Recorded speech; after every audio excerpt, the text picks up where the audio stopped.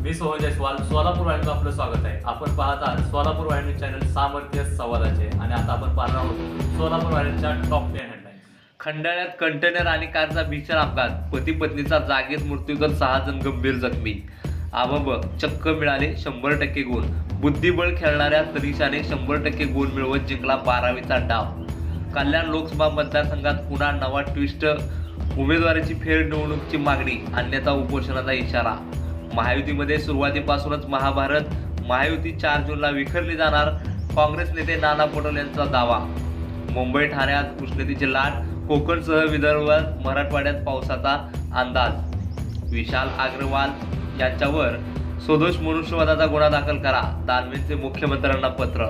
राहुल गांधींनी घेतली पुण्याच्या अपघातातील जामिनाची दखल, म्हटले श्रीमंतांना एक न्याय आणि गरिबांना एक न्याय असेच चालणार नाही. गुलाल आमचाच, आमचे उमेदवार घासून नाही तर ठासून येतील. महायुती 45 आकडा गाठणार, नितेश राणेंनी व्यक्त केला विश्वास.